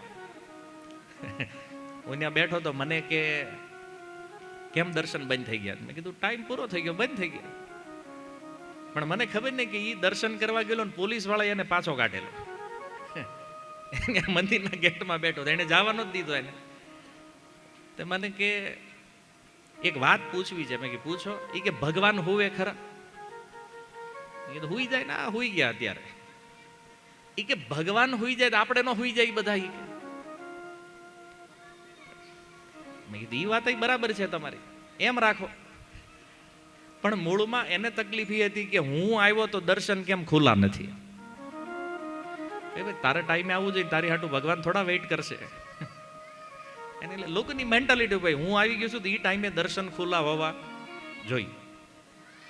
તો પરશુરામજીને એ થયું કે ટાઈમ નથી, દર્શન કરવા છે જલ્દી. ગણેશજીએ સમજાવ્યા જવા નહીં મળે ત્યારે. અને પરશુરામનો સ્વભાવ જાણો છો, પરશુરામ છે. તો ગણેશજી ઉપર પ્રહાર કર્યો તો કાર્તિકેય વચ્ચે આવ્યા, ગણેશજી પડી ગયા, ધક્કો લાગ્યો. પુનઃ ગણેશજી ઊભા થઈને આવ્યા, પરશુરામજી દૂર ઊભા જ. એણે પોતાના પરશુનો પ્રહાર કર્યો ને તો ડાબી બાજુનો દાંત તોડી નાખ્યો. લોહીની ધારા મંડી વહેવા અને આ બધો દેકારો થયો. શિવજી પાર્વતીજી આવ્યા બહાર અને જોયું કે પરશુરામે દાંત તોડી નાખ્યો. માતા સતીને બહુ ક્રોધ આવ્યો પરશુરામજી ઉપર કે આને શાપ આપી દો અત્યારે. પણ શિવજીએ કીધું રોકો, શાપ આપવાની જરૂર નથી, અત્યારે દીકરાને સંભાળવાની જરૂર છે. તો આ ઘટના જે બની, પ્રસંગ તો બહુ વિસ્તૃત છે બ્રહ્મ વૈવર્તમાં, પણ મૂળ વાત એ છે કે પરશુરામજીના પરશુના પ્રહારથી ગણેશજીનો એક દાંત તૂટ્યો. અને બીજી કથા જે પ્રસિદ્ધ છે મહાભારત લખવાની, બે અલગ અલગ કલ્પની કથાઓ છે. અને ત્યારે પણ ગણેશજીનો એ દાંત તૂટ્યો, ત્યારથી ગણેશજીનું એક નામ થયું એકદંત. ભગવાને પહેલેથી જ નામ આપી દીધું હતું એકદંત. અને પહેલા ભવિષ્યવાણી થઈ હતી કે આ ઘટના થવાની છે. તો ગણેશજીનું એક નામ એકદંત થયું. હવે સારરૂપ વાત એ છે કે ગણેશજી દેવતા છે અને બધા લોકો ગણેશજીની પૂજા અર્ચના કરે છે. તો ગણેશજીની પૂજા અર્ચના કરવા પાછળનું કારણ શું છે? પૂજન અર્ચન કેમ કરીએ છીએ ગણેશજી? એક કોમન ઉત્તર છે, વિઘ્ન હરી લે એટલા માટે. ગણેશજીનો ઉપયોગ આપણે માત્ર ને માત્ર વિઘ્ન હરવા હાટું કરીએ છીએ. ક્યાં નથી બીજું કાંઈ છે? કાંઈ પણ શુભ કામ હોય બેહાડો દાદાને, લગ્ન છે બેહારો દાદાને, ફેક્ટરીનો મુહૂર્ત છે બેહારો દાદાને. અને એકવાર બેહી ગયા પછી કોઈ પૂછતું નથી. આ સ્થિતિ છે ને. પાછું જ્યારે ગણેશ ચોથ આવે ત્યારે પાછા યાદ કરીએ. અચ્છા, ગણેશ ચતુર્થી શું છે એ ખબર છે? ગણેશજીનો જન્મ દિવસ છે. ગણેશજીનું પ્રાગટ્ય થયું હતું ગણેશ ચતુર્થીના દિવસે. અને ઉત્સવ એક દિન હતો, પણ આ 10 દિવસ કર્યા લોકમાન્ય તિલકે, કે જે તે સમયે લોકોને ભેગા કરી અને આઝાદીમાં જોડાવા માટે એ લોકોને ઇન્વોલ્વ કરીએ કે એટલા માટે એમણે આ તહેવારને લંબાવ્યો. શાસ્ત્રીય કારણ તો ગણેશ ચતુર્થી છે. તો વિઘ્નહર્તા દેવ તો છે, આપણે એને માનીએ છીએ, પણ ગણેશજી માત્ર એટલા માટે નથી. હવે તો ગણેશજીને જોવાની દ્રષ્ટિ બદલે છે, કારણ કે કૃષ્ણનું જ સ્વરૂપ ગણેશજી છે. આ કથાથી સિદ્ધ થયું બ્રહ્મ વૈવર્તથી. અને એટલા માટે પંચ દેવતાઓ જે છે એમાં બ્રહ્મ, એ પાંચેય બ્રહ્મ સ્વરૂપ છે. તો કૃષ્ણનું જ બીજું સ્વરૂપ છે ગણેશજી, એટલા માટે એ પણ બ્રહ્મ છે. એનું પણ નામ પંચ દેવતાઓમાં છે. પણ આપણે ગણેશજીથી ખાલી વિઘ્ન હરાવવાનું કામ નથી કરવાનું. જે ભક્ત છે એ દેવતાઓ સાથેના વ્યવહારને બહુ સારી રીતે જાણે છે. ઘણીવાર એકાંતિક ઉપાસનાના ભાવને લઈને ઘણા લોકો દેવતાઓનું અપમાન પણ કરતા હોય. માની લો કોઈ કૃષ્ણની ભક્તિ કરે છે તો એ કહી દે ભાઈ અમારે ગણેશજીથી હું લેવા દેવા છે, કોઈ મતલબ નથી, અમે તો કૃષ્ણના એકાંતિક ભક્ત છીએ, અમારે ગણેશજીની શું જરૂર છે. કોઈ રામની ઉપાસના કરતા હોય અમારે તો રામ હારે જે છે એ છે, ભાઈ ગણેશજી હારે શું લેવા દેવા છે અમારે. જો એકાંતિક ઉપાસનાનો અર્થ એ નથી કે બીજાને ન માનવું કે એનું અપમાન કરવું. એક વિશેષ વાત તમે જો કોઈ પણ ગ્રંથનો પ્રારંભ જ્યારે થાય, ગ્રંથેર આરંભ કરી મંગલાચરણ, તો ગ્રંથનો પ્રારંભ મંગલાચરણથી થાય અને મંગલાચરણમાં પહેલા ગણેશ વંદના હોય. રામચરિત માનસ જો, રામચરિત માનસના પ્રારંભમાં તુલસીદાસજીએ ગણેશજીની વંદના કરી છે. એક ચોપાઈ એની જોઈએ આપણે કે ગણેશજીની વંદના તો એણે કરી, એના ગુણોનું વર્ણન કર્યું, ગણપતિનું ખૂબ ગુણગાન કર્યું, પણ કહે છે માગત તુલસીદાસ કર જોરે બસહી રામ સિંહ માનસ મોરે. શું કહે છે? હે ગણેશજી, હું બે હાથ જોડી અને તમારી પાસે એક જ વસ્તુની યાચના કરું છું કે ભગવાન સીતારામ મારા મનમાં હંમેશા માટે આવીને વાસ કરે. સંસારના લોકો ભૌતિક વસ્તુ માંગવા માટે જાય છે, પણ જે ભક્ત છે એ ભગવાનને માગવા માટે પણ દેવતાઓ પાસે જાય છે. તો એનાથી એનો અનન્ય આશ્રય તૂટતો નથી. સમજી લો, કૃષ્ણને માગવા માટે કોઈ ગણેશજી પાસે જાય તો એમાં અનન્ય ભાવને કોઈ હાનિ નથી, પણ સહી સમજણ નહીં હોવાના કારણે લોકો આવું વિચાર નહીં, અમારા ઈષ્ટદેવ તો આ છે, અમે શું કામ ગણેશજી પાસે જાય? ભાઈ અમારે શું જરૂર છે એની પાસે જવાની? ભાઈ જરૂર તો તુલસીદાસજીની નથી, સાક્ષાત રઘુનાથજી જેની સામે પ્રગટ છે એને શું જરૂર છે ગણેશજી પાસે જઈને માગવાની?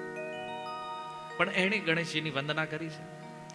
અચ્છા, ભાગવતની અંદર જુઓ, સર્વોત્તમ ભક્ત તરીકે જે ગોપીઓનું સ્થાન છે, એ ગોપીઓ કાત્યાયની દેવીનું વ્રત કરે છે. કાત્યાયની દેવી દુર્ગા દેવીનું. અને દુર્ગા દેવી પાસે શું માગે છે કે જે કાત્યાયની મહામાએ મહાયોગીન અધીશ્વરી નંદ ગોપ સુતમ દેવી પતિમ મે કુરુતે નમઃ. આ નંદ મહારાજનો જે પુત્ર છે, હે કાત્યાયની દેવી, એ અમને પતિના રૂપમાં પ્રાપ્ત થઈ જાય. ગોપીઓ પ્રાર્થના કરે છે દુર્ગા દેવીને, કાત્યાયની દેવીને. તો ગોપીઓનો જે અનન્ય આશ્રય છે એ તૂટી ગયો નહીં. ભગવાન કે ભગવાનના પ્રેમ માટે કોઈની પાસે યાચના કરવી એમાં કાંઈ ખોટું નથી. લોકો સંસાર માગે છે, આપણે ભગવાનને માગવાના છે. તો જે ભગવાન આપી શકે એમ છે એની પાસે આપણે શું માગીએ છીએ? સંસાર. ગણેશજી આપણને ભગવાન આપવાનું સામર્થ્ય રાખે છે અને એની પાસે આપણે ખાલી એક જ રિક્વેસ્ટ લઈને જઈએ છીએ, અમારે કાંઈ તકલીફ પડવી જોઈએ નહીં, અમારી બધી તકલીફ તમે લઈ લો, પછી તમારે જ્યાં નાખવું હોય ત્યાં નાખજો, અમારું લઈ લો. એને આ ભાવ છે. પણ થોડું વિચારવું પડશે, કારણ કે ગણેશ ઉત્સવ બહુ મોટા પ્રમાણમાં ઉજવાઈ રહ્યો છે. અત્યારે જોઈએ છીએ લોકો કરોડો રૂપિયાના ખર્ચે આ ઉત્સવ મનાવી રહ્યા છે. ઉત્સવ મનાવવો કોઈ દોષ નથી, પણ એમાં અપરાધ ન થાય એ ખાસ સાવધાની રાખવી જરૂરી છે. આજની જે પદ્ધતિઓ છે, હવે ક્યારેક રોડે આવતા હોય, રાતે જોઈ ગણપતિને લઈને આવતા હોય તો ડીજે વાગતું હોય, ફિલ્મી ગીતો વાગતા હોય. તમે વિચાર કરો, તમને લાગે છે કે જ્યાં ફિલ્મી ગીતો વાગતા હોય ત્યાં દેવતાઓ ઉતરતા છે ક્યારે? હારો માણા ત્યાં પગ ન મૂકે, દેવતાઓ કેવી રીતે આવે છે? આપણે બોલીનો એક એવા ગીતો વાગતા હોય તો દેવતાઓનો વાસ તો ક્યારેય થવાનો નથી ત્યાં. તો પહેલી વસ્તુ એ છે કે ફિલ્મી ગીતો જ્યાં વાગી રહ્યા છે, સમજી લો ત્યાં ગણેશજી છે નહીં. ગણેશજી નહીં, કોઈ દેવતા નથી. કારણ કે વ્રત કેવી રીતે કરવું, ઉપાસના કેવી રીતે કરવી, એની પદ્ધતિઓ શાસ્ત્રમાં છે અને શાસ્ત્રીય પદ્ધતિ અનુસાર આ પૂજન અર્ચન થવું જોઈએ. ગીતા અધ્યાય 16 અંતમાં ભગવાન કહે છે કે અર્જુન, શું કરવું શું ન કરવું એમાં અંતિમ પ્રમાણ શાસ્ત્ર છે, મનગઢત નહીં. અમને એવું લાગ્યું કે હાલો આ કરવું છે તો કરી નાખીએ. ગણપતિને ભોગ લાગે તો એમાં એવી તમોગુણી વસ્તુઓ નાખેલી હોય. ગણપતિને કોલ્ડ ડ્રિંક્સ ભોગ ધરે, ગણપતિ કોલ્ડ ડ્રિંક પીવે? કોઈ શાસ્ત્રોમાં લખ્યું છે કે તમે સાંભળ્યું કોઈ દી ગણપતિ કોલ્ડ ડ્રિંક પીવે? ગણપતિને ચોકલેટ ભોગ લગાવે. કોઈ દેવતા, કોઈ ભગવાન ચોકલેટ ખાય ક્યાં વર્ણન છે? બતાવો તો પૂજા અર્ચના કરવું સારી વાત છે, ભાવ હોવો સારી વાત છે, પણ ભાવની હારે જ્ઞાન હોવું જોઈએ. હું કરાય, હું ન કરાય. નહીતર જે ભક્તિ કરવા જ આવી છે ને એ જ આપણું અનિષ્ટ કરવા વાળું થઈ જાય. એકવાર આવું વિચારણીય તત્વ છે. એક વિશેષ પ્રશ્ન જે લોકોના મનમાં છે, હવે આ બધું તો તમે જાણો છો, જોવો છો, એટલે આનું કઈ વર્ણન નથી કરવું આપણે વધારે. હું થઈ રહ્યું મારી કરતા વધારે સારું તમે જાણો છો. મૂળ વાત એ છે કે ગણેશજીનું વિસર્જન કરવું જોઈએ કે ન કરવું જોઈએ. અને આની ઉપર એટલા બધા યુટ્યુબ પર વિડીયો બન્યા છે અને એટલા લોકોએ પોતાના મત આપ્યા છે કે ભાઈ વિસર્જન શા માટે કરો છો તમે? ગણેશજીને લાવો છો અને પૂજા કરો છો અને પાછા પધરાવી દો છો. આ બધી પદ્ધતિઓ ઠીક નથી. ભગવાનને થોડી પધરાવી દેવાના હોય. આવા અનેક પ્રકારના તર્ક ગણેશજીને લઈને ચાલે છે સમાજમાં. તો શાસ્ત્ર શું કહે છે કે ભગવાનના જે વિગ્રહ છે, વિગ્રહ અને મૂર્તિ, અર્ચા વિગ્રહ, એના બે પ્રકાર છે. એક છે સ્થૈર્યમ. સ્થૈર્યમ એટલે જે સ્થિર છે, જે મંદિરોમાં પ્રાણ પ્રતિષ્ઠા દ્વારા જે વિગ્રહ સ્થાપિત થયા છે એ એકવાર સ્થાપિત થયા પછી એનું વિસર્જન ક્યારેય થાય નહીં. એનું વિસર્જન ક્યારે થાય? જો એ ખંડિત થઈ જાય તો એનું વિસર્જન કરીને નવી મૂર્તિની પ્રાણ પ્રતિષ્ઠા થાય. તો આવા જે ભગવાનના સ્વરૂપ છે એને કહે છે સ્થૈર્યમ. અને બીજું છે આવાહનીયમ. બીજા એવા વિગ્રહ છે જે માટીથી, રેતીથી જેનું નિર્માણ થયું હોય અને એમાં દેવતાઓનું આવાહન કરવામાં આવે.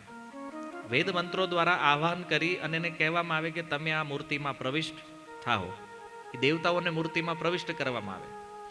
તો આની એક પદ્ધતિ છે, તો આ વૈદિક સિસ્ટમ છે. હું તમને સરળ ગુજરાતીમાં કહું. આવાહનનો અર્થ છે બોલાવવું. એને બોલાવીને એને તમે બેસાડ્યા છે, ત્યાં સ્થાપિત કર્યા. અને જ્યારે એનું વ્રત પૂર્ણ થાય, આનો 10 દિવસ છે, તો 10 દિવસ પૂર્ણ થયા, 10 દિવસ પછી વૈદિક મંત્ર દ્વારા એને દેવતાઓને પાછા મોકલવામાં આવે કે અમારું કાર્ય સંપન્ન થઈ ગયું છે, હવે તમે પ્રસ્થાન કરો. તો એ મૂર્તિમાંથી એ દેવતાઓ નીકળી જાય. તો હવે જે મૂર્તિ છે એમાં કોઈ દેવતાનો વાસ છે નહીં. એટલે વિસર્જન પદ્ધતિ જે છે એ યોગ્ય છે. એનું વિસર્જન થવું જોઈએ. કારણ કે હવે એમાં દેવતા નથી. દેવતાને તો આપણે મોકલી દીધા છે.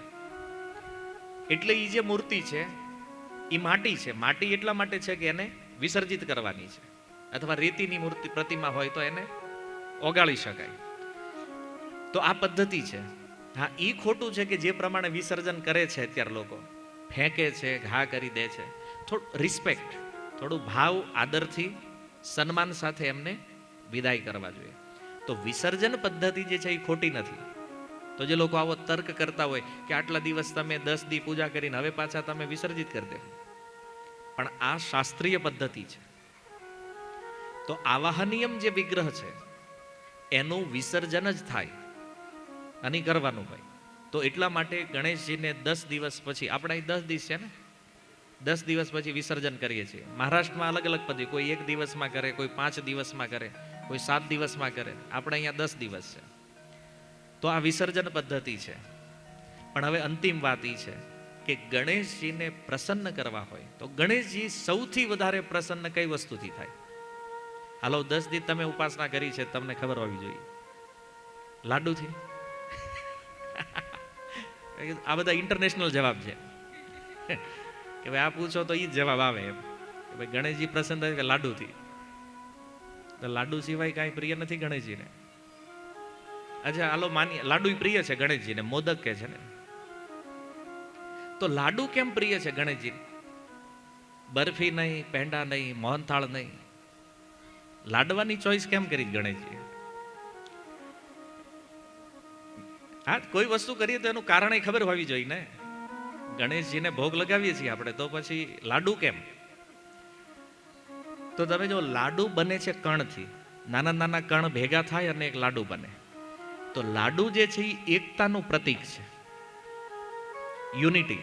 અને શાસ્ત્ર કહે છે કલો સંઘે શક્તિ. કળયુગની અંદર શક્તિ યુનિટીમાં છે, એકતામાં છે. તો ગણેશજી એકતા શીખવે છે. લાડુનો એક ભાવ ઈ છે અને બીજી વસ્તુ કે લાડુ જે છે ને એ આપણી સંસ્કૃતિ છે. જો પહેલા કોઈના લગ્ન હોય તો કે હાલો લાડવા, કોઈ શુભ પ્રસંગ હોય તો લાડવા, કેક હમણાં ચાલુ થઈ આપણે. તો ગણેશજીને લાડુ આપવાનો મતલબ છે સનાતન ધર્મમાં આપણું કલ્ચર જે છે એ લાડવાનું છે, કેકનું નથી. કારણ કે લાડવો ભેગા રાખવાનું પ્રતીક છે, જોડવાનું, અને કેક જે છે એ તોડવાનું.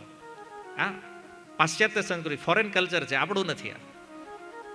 સમજ્યા? તો જો જે આપણે ઉત્સવોમાં જે કંઈ નાની નાની વાતો વ્યવહાર કરીએ છીએ ને, એની પાછળ બહુ મોટી શિક્ષાઓ છે. અને છૂટાછેડા ત્યારથી ચાલુ છે જ્યારથી કેક આવી છે. લાડવા વાળા છૂટા થયા હોય કેવા માનતા? તમારા દાદા જો જીવતા હોય પૂછજો, દાદાના લગ્નમાં શું હતું? લાડવા. ભેગું જોડવું ઈ સનાતન ધર્મ છે, તોડવું ઈ નથી. અને અત્યારે તો બધામાં કેક આવી ગઈ, ખાલી મરણમાં નથી.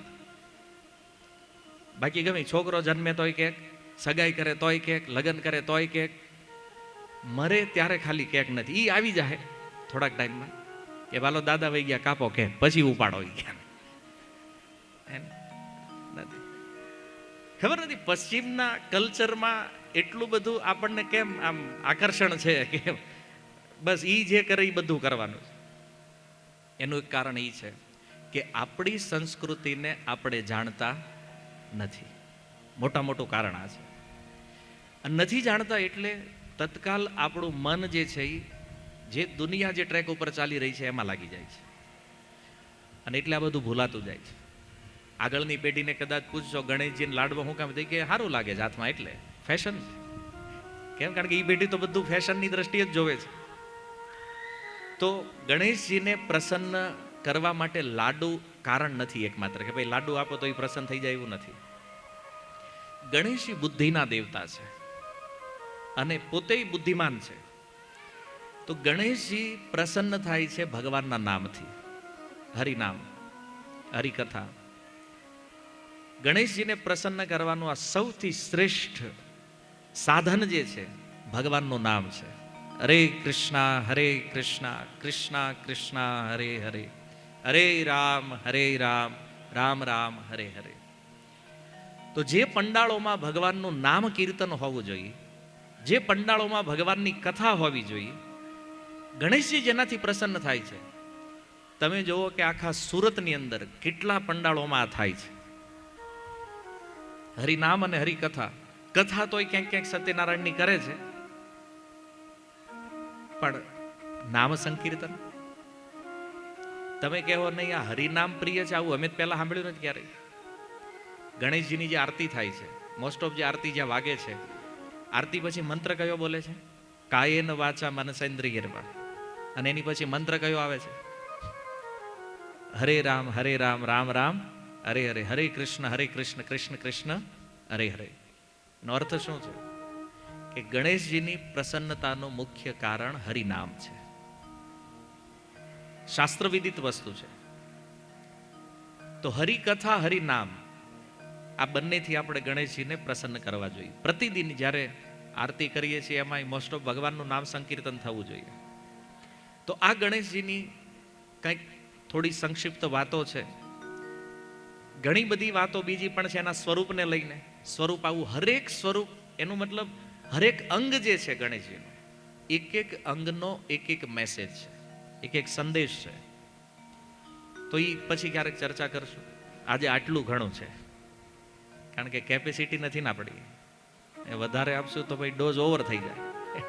આવતા વર્ષે કહીશ કે ગણેશજીનું આ જે સ્વરૂપ બન્યું છે, શા માટે આવું સ્વરૂપ ભગવાને લીધું છે. હરે કૃષ્ણ. શીલ પ્રભુપાદ કી. નિતાય ગૌર પ્રેમાનંદ.